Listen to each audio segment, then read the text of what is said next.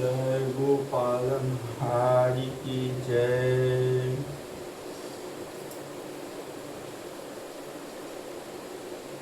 শ্রীকৃষ্ণ জন্মকাণ্ড। সকল অংশে অন্যতম ঈশ্বর হলেন শ্রীকৃষ্ণ। লোক হরি সম্বন্ধে সব কথা শুনে জন্ম সফল করে। যে হরিভক্ত তার বিপদ হয় না বা আয়ুক্ষয় হয় না, যমও তার কাছে আসতে পারে না। সুদর্শন চক্র তার প্রহরায় দিনরাত ঘুরে বেড়ায়। মৃত্যু ভয়ে মৃত্যু আসে না তার কাছে। যে লোক স্ত্রী পুত্র সবাইকে মনে প্রাণে হরিভক্ত বলে মনে করে, তাকে ভক্ত বলেন পণ্ডিতরা। সেই প্রকৃত ভক্তর জ্ঞানী যে হরিকে কিছু নিবেদন করে আনন্দিত হয়ে ওঠে। বৈষ্ণব ভক্ত সর্বদাই নিজের আগে পুরুষ ও পরে সাত পুরুষ, মাতামহ, বোন, মা, স্ত্রী, কন্যা, পুত্র, পিতা, দরিদ্র সকলকে উদ্ধার করে। বৈষ্ণবদের পদস্পর্শে সকল পাপ নষ্ট হয়ে যায়। যারা পাপিষ্ট বৈষ্ণবের স্পর্শে মুক্ত হয় ও মধুসূদন তার পাপ নষ্ট করে। এবার কৃষ্ণের জন্মলীলা বৃত্তান্ত বিবৃত করা হবে। শ্রীকৃষ্ণের ব্রজে আসার কারণ।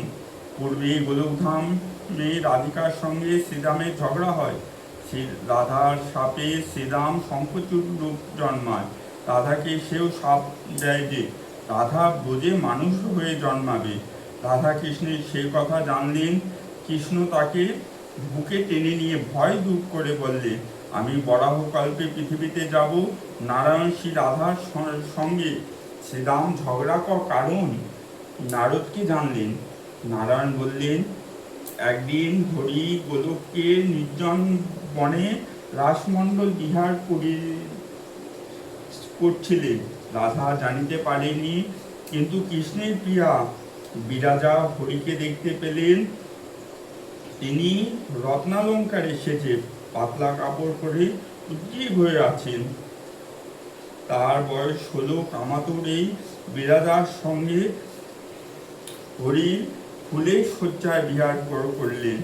রাধার কাছে সখীরা সে কথা জানলেন। রাধা রেগে শুয়ে পড়লেন। রাধার সখীরা বললেন তাকে বিরাজার সঙ্গে কৃষ্ণকে দেখাতে। রাধা রথে চড়ে 3300 কোটি গোপীর সাথে বিরাজা মণ্ডপে গেলেন। রত্ন বিছানা, রত্নপাত্র সমেত, সোনার বেদি, কুমণ্ডলের মতো লাল, রত্নের কোটি সিঁড়ি, জ্যোতিকা ফুলের কোটি মালা, নানা সরোবর, কানন, সিঙ্গারের উপযুক্ত 1 কোটি বিছানা। বিরাজার মণ্ডপে দরজায় গোড়ায় শ্রীকৃষ্ণের প্রিয় সখী শ্রীরামাকে দেখলেন। রাধা তাকে দূর হতে বললেন। রাধার সখীরা শ্রীরামাকে জোর করে মণ্ডপের মধ্যে ঢুকিয়ে দিল। কৃষ্ণের ভয়ে পালিয়ে যাওয়ার ফলে বিরাজা দেহত্যাগ করিলেন। তার শরীর নদীতে পরিণয় হল এবং তা নানা রত্নের আকার হল। শ্রীরাধার মর্তের আগমন। শ্রীকৃষ্ণ বিরাজাকে নদী হতে দেখে কাঁদতে লাগিলেন। বিরাজা তখন রাধার মতো সুন্দরী ও পীত কাপড় পরে এসে হরির সামনে হাজির হলেন। তিনি সুন্দরীদের মধ্যে ধন্য ও মান্য হলেন। তার হাতে রত্ন কাঁকন, রত্নকেয়ুর ও সোনার সুন্দর শঙ্খ। হরিও তখন নানাভাবে বিপরীত শৃঙ্গার করলেন। বিরাজা একদিন হরির সঙ্গে আবার বিহার করছেন। তখন তার ছোট্ট ছেলে এসে আশ্রয় নিল মায়ের কোলে। হরি বিরাজাকে ত্যাগ করিলেন। বিরাজা তখন নিজ ছেলেকে লবণ সমুদ্রে ছোবার শাপ দিলেন আর অন্য ছেলেদের শাপ দিলেন পৃথিবীতে যাবার। এরপর 7 ভাই 7 দ্বীপে অবস্থান করিতে লাগলেন। তারা হলেন লব, নাগ, সুরা, সাপ, দধি, দুগ্ধ, জল। এদের জন্ম কেবল মাত্র শস্যের জন্য। বিরাজার পুত্র শোকে কান্না শুরু করলেন। হরি তাকে দেখা দিলে তিনি কামাতুর হয়ে হরিকে কোলে নিয়ে বিহার করতে লাগলেন। রাধা তখন হরিকে বললেন, বিরাজা নদী হয়েছেন, নদীর সঙ্গে নদকে মানায়, তাই হরি নদ হওয়ার উচিত। রাধা লাগে হরিকে কুবাক্য বলিলে শ্রীরামা তাকে বলিলেন, মা তুমি কেন প্রভুর খারাপ কথা বলছো? রাধা শ্রীরামার কথা রেগে গিয়ে তাকে শাপ দিয়ে বললেন, তুই অসুর হয়ে জন্মাবি। শ্রীরাম তখন রাধাকে শাপ দিয়ে মানুষ জন্মাবার জন্য এবং বলিলেন হরির সাথে তার বিভেদ হবে 100 বছরে। পরে প্রভুকে পেয়ে গোলকে আসবেন। শ্রীরামা কৃষ্ণকে সব জানানলে কৃষ্ণ তাকে বলে দিলে সে অসুর শ্রেষ্ঠ হবে, শঙ্করের শুলে তার আঘাতে তার মৃত্যু হবে। বরাহ কল্পে রাধা হরির সঙ্গে পৃথিবীতে এলেন, গোকুলে বীরভানু ঘরে জন্ম নিলেন। গোলকের বর্ণনা। বরাহকল্পে পৃথিবী ভারাক্রান্ত হওয়ায় দেবতারা শোকার্ত হয়ে ব্রহ্মা শরণাপন্ন হলেন। ব্রহ্মলোকে উপস্থিত হয়ে তারা ব্রহ্মাকে দেখলেন। তখন ঋষীন্দ্র মনীন্দ্র সিদ্ধেন্দ্ররা তাকে সেবা করলেন। দেবতা ব্রহ্মাকে বলিলেন যে পৃথিবী ভারাক্রান্ত হয়েছে। ব্রহ্মা পৃথিবীর সে কথা জিজ্ঞাসা করলে পৃথিবী জানান যে অবলা স্ত্রী জাতি পিতা স্বামী বা পুত্র রক্ষা করে। অবলা স্ত্রী জাতিকে পিতা বা স্বামী বা পুত্ররা রক্ষা করে। আমি কৃষ্ণের নিন্দাকারী, ভার বইতে অক্ষম। একথা শুনে ব্রহ্মা অন্যান্য দেব সে বৈকুণ্ঠ ধামে গেলেন। হরি তাদেরকে বললেন তিনি গোকুলে যাবেন। দেবতারা সুন্দর রাসমণ্ডলকে দেখে বন থেকে বেরিয়ে পড়লেন এবং দেখতে পেলেন বৃন্দাবন। গোলক ধামের চারিদিকে রত্নপাচির 4 দরজায় পাহারা দিচ্ছে গোপালরা। কিন্তু তার কিছু দূর গিয়ে রাধা রমণীয় আশ্রমে দেখলেন। এই সৌন্দর্য কথায় প্রকাশ করা যায় না। দেবতারা সেখানে সুন্দর নাচ দেখলেন, গানে মোহিত হয়ে গেলেন। গোলকে ব্রহ্মাণ্ড বাইরে সর্বলোকের উপর অবস্থিত, যার উপরে কোনো লোক নেই, সেখানে কেউ যেতে পারে না। তার নিচে আছে জল আর অন্ধকার, সেটা দেখা যায় না। হরিভক্তির পথ। এই গোলক ধাম দেখে দেবতারা রাধার আলোয় মূল দরজায় গেলেন। সেখানে বীরভানু নামে একজন পাহারা দিচ্ছিল। নানা ছবি আঁকা সেই দরজা এসে দেবতারা সেই ভবনের অভ্যন্তরে প্রবেশের ইচ্ছা ব্যক্ত করলেন। দেবতারা দাড়িকে সম্বোধন জানিয়ে ভবনের 2টি দরজায় এসে উপস্থিত হলেন। কৃষ্ণের চাঁদের মতো সুন্দর মুখ, শরৎকালের ফোটা পদ্মের মতো সৌন্দর্য, ঠোঁট দুটো পাকা বিম্ব ফলের মতো। দেবতারা সেখানে দাঁড়িয়ে কৃষ্ণের তেজময় হয়ে স্তব্ধ করলেন। ব্রহ্মা শিব ধর্ম করা শ্রেষ্ঠ স্তব। হরি পুজোর সময় যে পড়ে সে হরির নিশ্চয় ও দুর্লভ ফল ও দুর্লভ ভক্তি লাভ করে। দেবতা বা মুনিরা যা পায় না, হরি সে দুর্লভ দাসত্বের প্রভূত 4 রকম মুক্তি লাভ করে। তার যশ সে সকল জগৎ পূর্ণ হয়। যে পূর্ণ কবিতা বিদ্যা ও অক্ষয় সম্পদ লাভ করে তার স্ত্রী সতী হয়। পৌত্র সংসার পূর্ণ থাকে। সে কৃষ্ণের কাছে বাস করে মৃত্যুর পরে।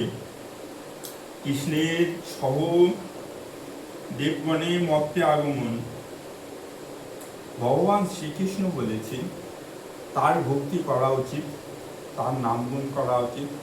তার নামগুণ যত হবে তিনি তাকে সর্বদা সব জায়গা থেকেই দেখেন। তিনি সবার প্রভু, তিনি আদি। তাই তার নামে একবার হরি বল।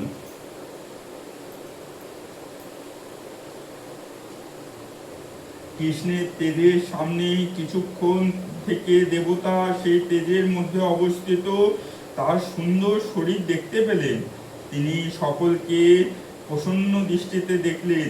দেবতারা যেখানে রাধাকে দেখতে পেলেন প্রত্যেক মনের বাসনা পূর্ণ হলো। দেবতারা তাদের যুগলের উদ্দেশ্যে নানা স্তব করতে লাগলেন। শিব বলিলেন মাছের মতো আমার মন এই সংসারের সমুদ্রে ডুবে সবসময় সংসার রূপে ঘুরছে। দয়া করে আপনি সৃষ্টি ধ্বংস এইসব নিন্দনীয় বিষয় থেকে আমাকে মুক্ত করে আপনার চরণপদ্মে ভক্তি দান করুন। ব্রহ্মা হরির সামনে দাঁড়িয়ে খুব বিনয়ের সঙ্গে হাত জোড় করে বললেন, কে কোথায় জন্মাবেন আদেশ করুন। শ্রীকৃষ্ণ বললেন, কামদেব রোহিণীর ছেলে হয়ে জন্ম নেবে। রতি মায়াবতীর নামে শঙ্করের ঘরে জন্ম নিয়ে ছায়া রূপে থাকবে।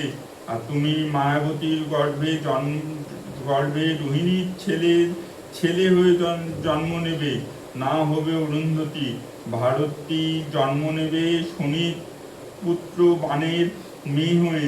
দেবকীর গর্ভে জন্ম নেবেন কৃষ্ণ। তারপরে গর্ভ থেকে যোগমায়া আকর্ষণ করে নিজ গর্ভে রাখবেন।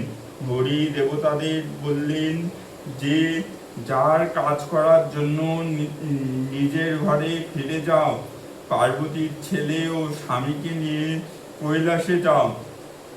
তার কথা অনুসারে গণেশ ছাড়া সকল দেবতারাই পৃথিবীতে অবতীর্ণ হলেন।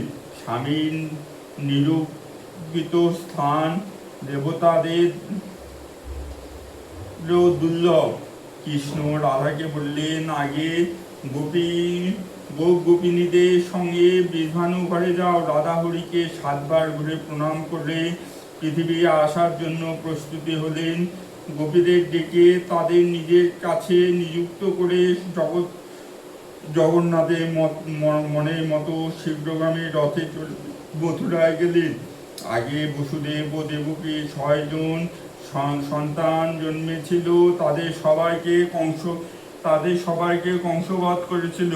সপ্তম গর্ভ হরির আদেশে মায়া আকর্ষণ করে রোহিণীর গর্ভে স্থাপন করে। বসুদেব ও দেবকীর জন্ম প্রসঙ্গ।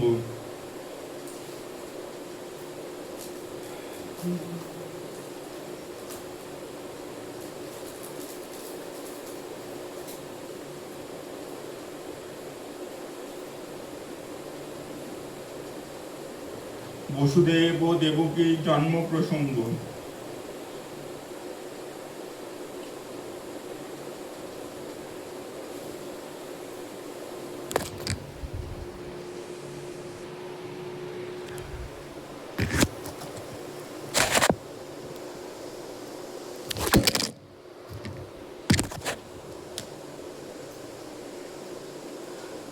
যদুবংশের আহকের পুত্র শ্রীসম্পদ জ্ঞান সিন্ধু দেবক নামে এক রাজা ছিলেন।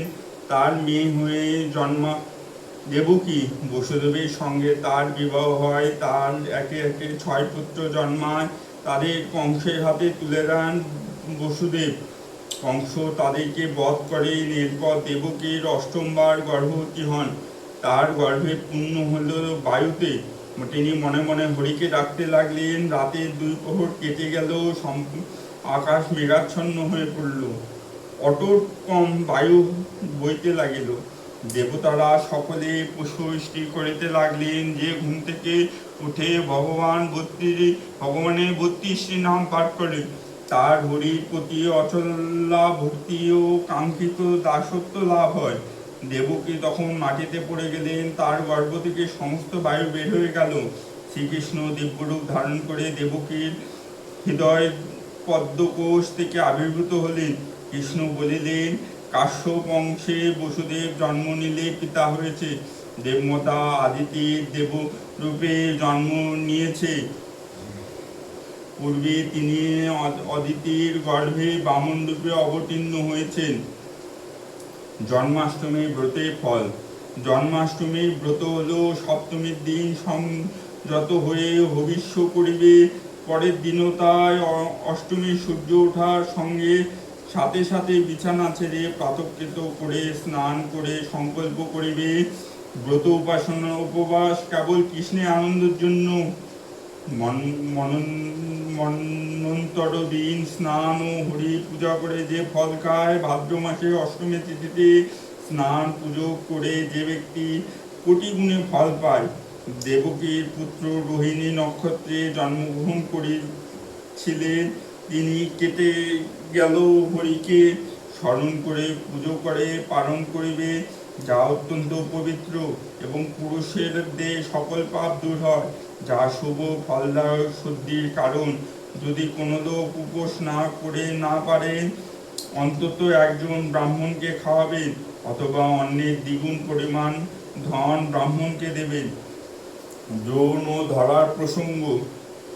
শ্রীহরি এই লীলা কাহিনী অমৃত সমান। বৈকুণ্ঠে ও শ্রী গোকুলে শ্রীকৃষ্ণ নিজেই পরিপূর্ণতম।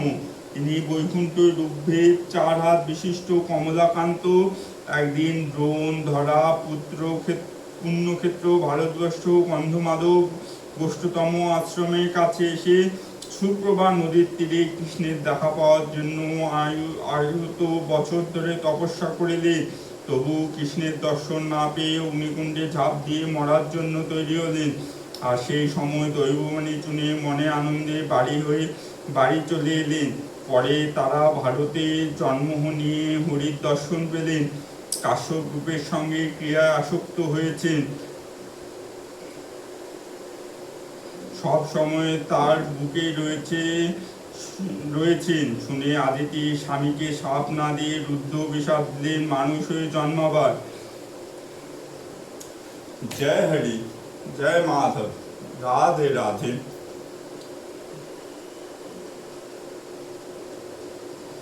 পুতনা বধ। দেবকী সপ্তম গর্ভ প্রসব হয়নি, তা নষ্ট হয়েছে, একথা মিথ্যা। মায়া তাকে জঠরে রেখেছেন, তাকে জন্ম হয়েছে বলদেবে। তারা দুজনে নন্দের গৃহে বড় হয়ে উঠেছিলেন। কংস পুতনাকে পাঠালেন নন্দর বাড়িতে। সেখানে পুতনা সুন্দরী বেশে পৌঁছালেন। মায়াবী পুতনা সেই নন্দে আলোয় ঢুকে পড়ল। গোপীরা তাকে ঢুকতে দেখে খারাপ কিছু মনে করল না।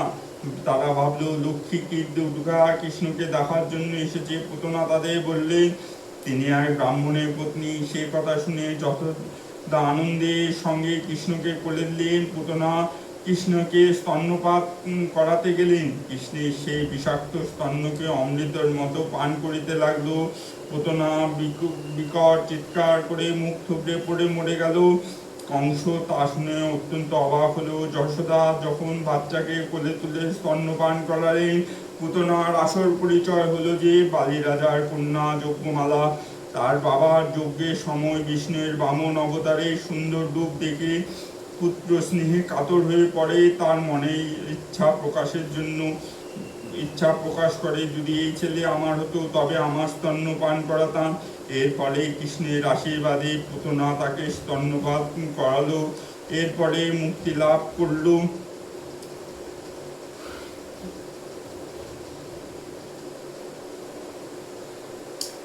তৃণাবর্ত অসুরবধ। এরপর বায়ুরূপ তৃণাবর্ত এলো। হরির অত্যন্ত ভারী হলেন। যশোদার তাকে কোল থেকে নামিয়ে দিলেন। অসুর হরিকে নিয়ে 100 যোজন দূরে নিয়ে চলে গেলে গোকুলে অন্ধকার নেমে এলো। সেই অসুর পাণ্ডদেশীয় রাজা ছিলেন। দুর্বাসার সাপে অসুর হয়েছিল। কৃষ্ণের পায়ের ছোঁয়ায় মুক্তি লাভ করল। পাণ্ডদেশের রাজা কামনায় জর্জরিত হয়ে স্ত্রীকে সঙ্গে নিয়ে নির্জনে ঘুরে বেড়াতে লাগলো। দুর্বাসা তাকে শ্রাপ দেন তিনি যেন অসুর হয়ে জন্মান এবং হরির পাদস্পর্শে মুক্ত লাভ করে গোলোকে যাবেন।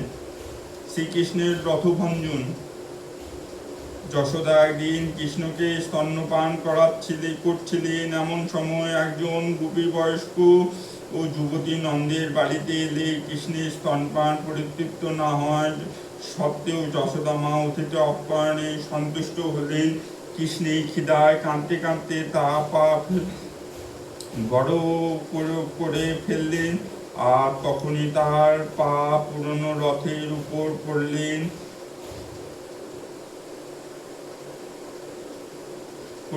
তখনই তা ভেঙে চুরমার হলো। রথ ভেঙে কাঠের টুকরোগুলো নানা স্থানে পড়লো। আর রথের মধ্যে রাখা দুধ, দই, ক্ষীর, নুনি, মধুর মতো করে শিশুটি গড়াগড়ি খেতে লাগলো। যশোদা সেগুলি সরিয়ে তাকে বার করলো। যে বুদ্ধিমান লোক কৃষ্ণের দেওয়া কবচ সোনার গুটিকাতে করে গলার ডান হাতে পরিধান করবে, তাকে জলে স্থলে আকাশে সেই রক্ষা কবচ করিবে। এই কবচটি ধারণ করে পৃথিবীকে ফুলের মতো মাথায় করে রেখেছেন। নন্দলয়ে গর্গমুনির আগমন। একদিন ব্রাহ্মণ গোকুল এলেন। যশোদা তাকে প্রণাম করিলেন, কৃষ্ণকে আশীর্বাদ করিতে লাগলেন। সেই গর্গমুনি নন্দ যশোদা কৃষ্ণকে নিয়ে এক ঘরের মধ্যে ঢুকিতে লাগলেন। গর্গ তাদেরকে জানালেন বাসুদেব কি কারণে তাদেরকে পাঠিয়েছেন। তিনি বললেন, এই পুত্র বিষ্ণু, তিনি কলিতে কৃষ্ণবর্ণ নিয়ে জন্ম নিয়েছিলেন। তখন কৃষ্ণের স্তব করতে লাগিলেন গর্গ। কৃষ্ণ সব বলে কৃষ্ণের নন্দ হাতে দিয়ে আজ্ঞা চাইলেন। নন্দ যশোদা বালকের বুকে করে সুখে বাস করিতে লাগলেন। ধীরে ধীরে কৃষ্ণ বলরাম হাঁটা শুরু করলেন। যশোদা কর্তৃক এক বৃক্ষে কৃষ্ণের বন্ধন। যশোদা একদিন স্নানে গেলে কৃষ্ণ মাখন ননি প্রভৃতি দেখতে পেলেন। সে সব খেয়ে ফেললেন। যশোদা তা দেখে বেদ হাতে ছেলে পেছনে দৌড়ালেন। তিনি ক্লান্ত হয়ে পড়লেন। তখন কৃষ্ণ মায়ের সামনে এসে দাঁড়ালেন। মা, যশোদা এই হয়রানির জন্য বিরক্ত হয়ে কৃষ্ণকে গাছের সঙ্গে বেঁধে মারতে লাগলেন। এই গাছ দিব্যরূপধারী গৌরবর্ণ কিশোর সঙ্গে রথে চড়ে স্বর্গ চলে গেলেন।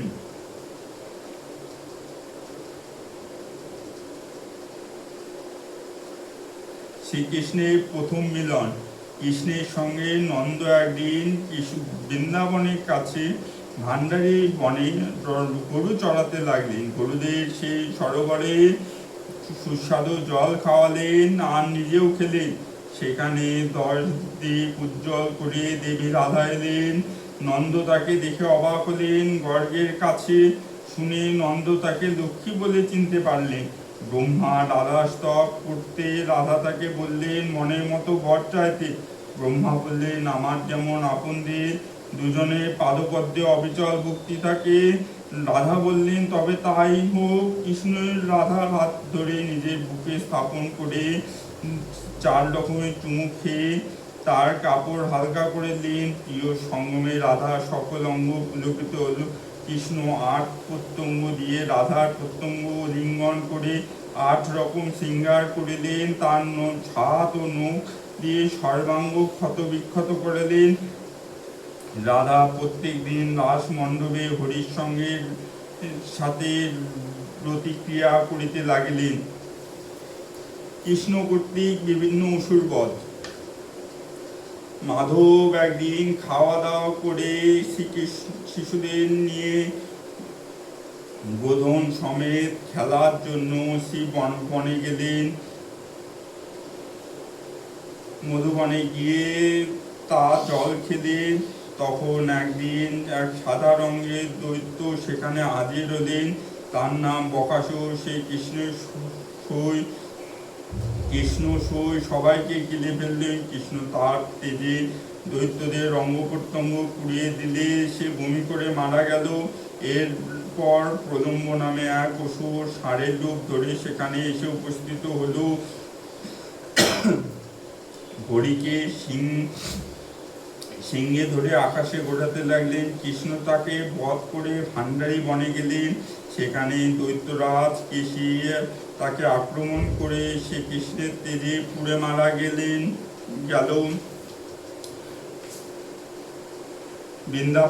রাধা ষোড়শ নাম। বৃন্দাবনে গোপীরা রাত্রিবেলায় শুয়ে পড়লে কৃষ্ণ মায়ের বুকে শুয়ে পড়লেন। বৃন্দাবনে বিশ্বকর্মা এসে সকলের জন্য সুন্দর গৃহ আশ্রম নির্মাণ করলেন।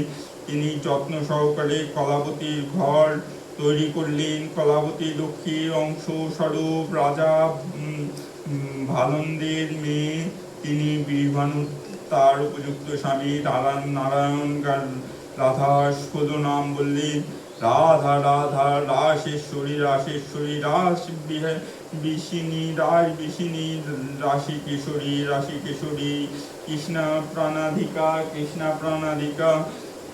কৃষ্ণ প্রিয়া কৃষ্ণ স্বরূপিণী কৃষ্ণ বোধা কৃষ্ণ সংবাদ বোধা পরমানন্দ রূপিণী কৃষ্ণা কৃষ্ণা বৃন্দাবনী বৃন্দাবন বিনোদিনী চন্দ্রাবলী চন্দ্রকান্তা শতচন্দ্র নিভাননা ব্রাহ্মণীদের প্রতি কৃষ্ণের বরদান। নারদের অনুরোধে পরমেশ্বরের অদ্ভুত চরিত্র লীলা বর্ণনা করিলেন। কৃষ্ণ একদিন বলদেব ও বালকদের সঙ্গে যমুনা তীরে গেলেন। সেখানে পৌঁছে তার ক্ষুধার্ত হয়ে পড়লেন। কৃষ্ণ তাদের বললেন ব্রাহ্মণীদের কাছে খাবার চাইতে। তার কথা বালকরা ব্রাহ্মণীদের কাছে খাবার চাইলে তার বালকের পরিচয় জানতে চাইলেন। ব্রাহ্মণীরা কৃষ্ণের কথা শুনে নানা থালায় নানা খাবার সাজিয়ে কৃষ্ণের কাছে যাওয়ার প্রস্তুতি চলল। ব্রাহ্মণীরা নিজের পায়ের উপর পড়ে থাকতে দেখে কৃষ্ণ তাদেরকে বর চাইতে বললেন। তারা তখন বললেন তারা কোনো বর নেবে না। তারা বিষ্ণুর চরণপত্র প্রার্থনা করে। কালীয় দমন। কৃষ্ণ একদিন বলদেব ছাড়া অন্য বালকদের সঙ্গে যমুনা তীরে এসে উপস্থিত হলেন। যমুনার জল পান করলেন। গরুগুলি বিষ জল পান করে বিষের জ্বালায় অস্থির হয়ে তখনই মারা গেলেন। কৃষ্ণ তাদেরকে বাঁচিয়ে তুলে 100 হাত উপরে উঠে কদম্ব গাছের উপর জলের মধ্যে সাপের ঘরে ঝাঁপ দিলেন। জলের মধ্যে মানুষ দেখে কালীয় সাপ তাকে গিলে ফেলল, কিন্তু ব্রহ্মতেজে উদ্বিগ্ন হয়ে বমি করে আবার বের করে দিল। রক্ত বমি করিতে করিতে অজ্ঞান হয়ে পড়িল। সাপের স্ত্রী সতী সুরলা হরি সামনে কাঁদিতে লাগলো। নাগেশ্বরী ভক্তিতে মাথা নিচু করে স্তব করে কৃষ্ণ পা জড়িয়ে ধরল যে তিনি সন্ধ্যায় নাগপত্নী করা স্তোত্র পাঠ করে সকল পাপ নাশ হয়। যে মৃত্যুর পর হরি মন্দিরে যায় এবং ইহকালে ভক্তি করে লাভ করে ও পরে হরির দাসত্ব লাভ করে। হরি নাগেশ্বরীকে ছেড়ে দিয়ে বর চাইতে বলল। তিনি আদেশ করে বললেন স্বামী ও পরিবার সহ সবাইকে নিয়ে সে যেন কালিন্দী হ্রদ ছেড়ে চলে যায়। গরুড়কে ভয় না পেয়ে এই হ্রদে থেকে বেরিয়ে দ্রুত রমণক দ্বীপে যেতে হবে। কালীয় নাগকে কৃষ্ণ বর চাইতে বললেন যে লোক তার বংশে কোনো সাপকে হত্যা করবে তার ব্রহ্মহত্যার সমান পাপ হবে। যে তার পাদচিহ্ন লাঠির আঘাত করবে তার ব্রহ্মহত্যার দ্বিগুণ পাপ হবে। লক্ষ্মী তার ঘর ত্যাগ করবে। কালীও তাকে বললেন তার যেন জন্মে জন্মে তার চরণে মতি থাকে। সকল সাপের প্রতি বছর কার্তিকীয় পূর্ণিমার দিনে অনন্ত দেবতার আদেশে ভয়ে গরুড়ে পূজা করে। দুষ্কর মহাতীর্থে স্নান করে ভক্তিভরে ফুল ধূপ নৈবেদ্য ও অন্যান্য উপাচার নিয়ে পুজো করবে। একদিন বনের মধ্যে হঠাৎ আগুন জ্বলে ওঠে। তাতে সাধারণ গোকুলবাসী সমেত সবাই ঘেরাও হয়ে পড়ল। কৃষ্ণের স্তব করিতে লাগিল। কৃষ্ণ অমৃত দৃষ্টিতে দাবাগ্নি হয়ে গেল। এইভাবে স্তোত্র পাঠ করে সকল বিপদ মুক্ত হল। ব্রহ্মার বোধন হরণ। একদিন মাধব বালক ও বলদেবের সঙ্গে পান ভোজন করে পিতৃতৃপ্তি হয়ে বৃন্দাবনে গেলেন। ব্রহ্মা কৃষ্ণের প্রভাব জানার জন্য বাছুর সমেত বালকদের চুরি করলেন। কৃষ্ণ ব্রহ্মার উদ্দেশ্য বুঝতে না পেরে যোগ বলে সকল কিছু সৃষ্টি করিলেন এবং সে হলে 1 বছর প্রত্যেক দিন গরু বলদেব বালকদের সঙ্গে যাতায়াত করলে। ব্রহ্মা তার প্রভাব বুঝতে পেরে ভান্ডারী বনে এসে হরিকে দর্শন করিলেন। বরাবর দর্শন করে ব্রহ্মা বিস্মিত হয়ে পড়লেন। তিনি সবকিছু কৃষ্ণময় দেখে বিস্মিত হলেন। তার চোখ দিয়ে জল বেরিয়ে এলো। পরে যোগবলে যত্ন করে পড়া সুষুম্না মিশ্যা, পিঙ্গলা, নলিনী, বুধা, এই 6 প্রকার নারী ও মূলাধার, ষষ্ঠিকা, মণিপুর, অনাহতা, বিশুদ্ধা, আজ্ঞা, এই 6 চক্র নিবৃত্ত করিলেন। পরে বায়ুকে এনে মেধার সঙ্গে যুক্ত করিলেন। কৃষ্ণের নেত্র ও হৃদয়কে যে রূপ দেখলেন, বাইরে সেই পরম চর্চ রূপ দেখে তা আগে হরি সেই স্তোত্র দান করেছিলেন। সেই স্তবে কৃষ্ণের স্তব করিতে লাগিলেন। নারায়ণ জানালেন জগৎ কারণ, ব্রহ্মা ব্রহ্মলোকে চলে গেলে পরমেশ্বর কৃষ্ণ বালকদের সঙ্গে নিজের মন্দিরে ফিরে এলেন। তখন সকল গরু বাছুর বালকেরা 1 বছর পরে ঘরে ফিরে কৃষ্ণের মায়া ও তা একদিনে বলে মনে করল। গোপীরাও এই ব্যাপারে কোনো তর্ক করতে পারল না, কারণ যোগীদের করা সকল পদার্থ বা নতুন বা পুরনো বলে ঠিক করা অসাধ্য। নমস্কার। जय हरि बोल। राधे राधे। वृंदावनेश्वरी राधे की जय।